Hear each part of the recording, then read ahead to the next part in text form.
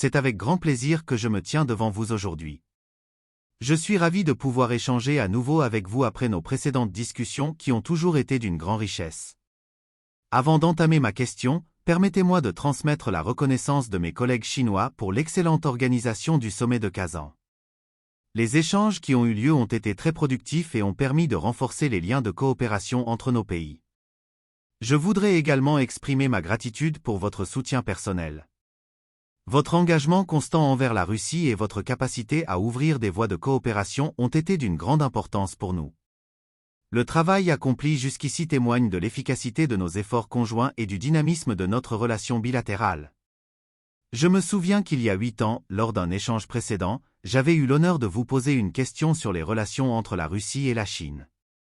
Vous m'aviez répondu avec clarté en soulignant que ces relations devaient être basées sur 2 principes fondamentaux, le respect mutuel et l'avantage réciproque. Ces principes ont guidé nos actions depuis ce temps et ont permis à nos pays de renforcer leur partenariat. Cependant, au regard des évolutions récentes et des défis mondiaux, je souhaiterais connaître votre évaluation de l'état actuel de nos relations. En 8 ans, de nombreux changements sont intervenus sur la scène internationale. Nous avons vu une intensification de la concurrence mondiale, notamment dans les secteurs économiques et militaires. Parallèlement, la Russie a dû faire face à des sanctions économiques sévères, ce qui a conduit à une réorientation de ses relations diplomatiques, notamment avec la Chine. Face à ces défis, notre coopération s'est renforcée, notamment dans les domaines du commerce, de l'énergie et de la défense. Cela étant dit, comment évalueriez-vous l'état actuel de cette coopération stratégique? Où en sommes-nous aujourd'hui par rapport à vos déclarations passées, et comment envisagez-vous l'évolution de cette relation dans les années à venir? Il est également important de se demander si des opportunités existent pour renforcer encore davantage ce partenariat. Nos échanges sont fructueux, mais de nouveaux mécanismes institutionnels pourraient-ils permettre d'approfondir encore cette coopération à long terme? L'institutionnalisation de nos relations pourrait-elle offrir plus de stabilité et de prévisibilité face aux défis géopolitiques croissants? Je vous pose donc ces questions en espérant obtenir une évaluation claire des relations actuelles entre nos pays et de leurs perspectives futures. Quelles actions doivent être menées pour renforcer encore notre coopération et faire face aux défis mondiaux qui se profilent? En ce qui concerne les relations entre la Russie et la République populaire de Chine, elles ont atteint un niveau sans précédent et reposent sur une confiance mutuelle. Cette relation a évolué au fil des années pour devenir l'une des plus solides au monde. Non seulement sur le plan économique, mais aussi sur le plan politique et stratégique. Les 2 pays ont réussi à dépasser de nombreux obstacles historiques et géopolitiques pour se rapprocher et bâtir des ponts solides entre leurs sociétés, leurs économies et leurs gouvernements. Qu'est-ce qui nous manque dans nos relations avec d'autres pays, notamment avec les pays occidentaux? La réponse à cette question réside dans l'incompréhension et l'hostilité croissante qui semblent dominer les relations entre la Russie et une grande partie du monde occidental. Cette situation s'explique par des facteurs historiques et géopolitiques complexes, mais aussi par des différences fondamentales de vision du monde. Alors que certains pays occidentaux adoptent une posture de confrontation et de sanction, la Chine, elle, a choisi la voie du dialogue et de la coopération mutuelle. J'ai déjà expliqué pourquoi cette relation avec l'Occident est tendue et pourquoi les pays occidentaux semblent être dans une dynamique de pression constante sur la Russie. Les sanctions, les restrictions économiques et la diffamation politique font partie des outils utilisés pour tenter de contraindre la Russie à changer sa politique intérieure et extérieure. Mais ces mesures ne sont pas sans conséquences. Elles portent atteinte aux relations économiques et diplomatiques et souvent, elles affectent plus durement les populations civiles des pays visés que les gouvernements eux-mêmes.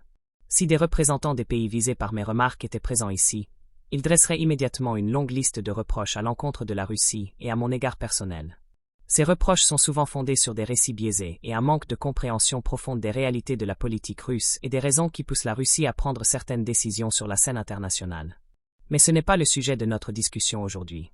Notre objectif ici est de réfléchir à la manière dont les relations internationales peuvent être redéfinies dans un esprit de respect mutuel et de coopération, plutôt que dans un contexte d'affrontement et de division. Je veux simplement souligner que le niveau de confiance entre la Russie et la Chine est au plus haut dans l'histoire moderne. Ce niveau de confiance est non seulement un témoignage des relations personnelles fortes que j'entretiens avec le président chinois Xi Jinping, mais aussi de la solidité et de la profondeur des liens politiques, économiques et diplomatiques qui unissent nos 2 nations. Cette confiance a permis d'ouvrir de nouvelles avenues pour la coopération dans des secteurs stratégiques tels que l'énergie, les technologies de pointe et la sécurité. C'est précisément cette confiance, ainsi que mes relations personnelles et amicales avec le président chinois Xi Jinping, qui constituait une base solide pour le développement des relations interétatiques. La relation entre les dirigeants de la Russie et de la Chine n'est pas seulement une question de politique, mais aussi une question de relations humaines, de compréhension mutuelle et de respect pour les objectifs nationaux de chacun. Cela crée un environnement propice à la coopération à long terme, fondé sur des principes de souveraineté et d'indépendance. Dans un monde multipolaire où les intérêts des grandes puissances convergent souvent sans entrer dans les détails, le volume des échanges commerciaux s'élève désormais à 240 milliards de dollars. Ce n'est pas le plus important au niveau mondial, mais la Chine considère la Russie comme son 4e partenaire commercial, ce qui est déjà significatif. Cette relation commerciale florissante témoigne de la solidité de nos liens économiques et ce chiffre ne cesse de croître. Chaque année, la Russie exporte une large gamme de produits vers la Chine, y compris des ressources naturelles comme le pétrole, le gaz et les métaux, tandis que la Chine exporte en retour des biens industriels et des technologies avancées, renforçant ainsi les capacités économiques des deux pays. C'est un aspect fondamental et nos économies se complètent très bien dans le domaine de l'énergie, y compris du nucléaire. Nous collaborons activement. Nous avons développé une série de projets communs dans le secteur énergétique, en particulier dans les domaines de l'exploration pétrolière et gazière, ainsi que dans la construction d'infrastructures énergétiques durables et sécurisées.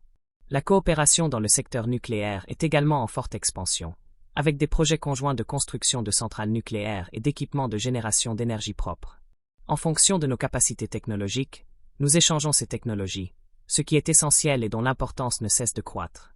Le partage des connaissances et des compétences entre la Russie et la Chine dans des secteurs aussi critiques que l'aéronautique, les technologies de l'information et les biotechnologies a permis à nos deux pays de se positionner comme des leaders mondiaux dans de nombreux domaines scientifiques et industriels. Nous élargissons ainsi le champ de notre coopération en mettant de plus en plus l'accent sur les hautes technologies dans divers secteurs.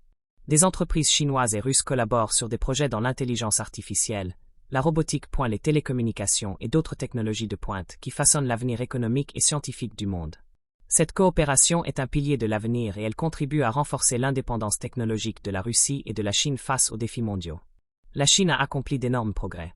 Je ne me souviens plus si je l'ai déjà dit ici la dernière fois, mais j'en ai parlé lors d'autres événements publics.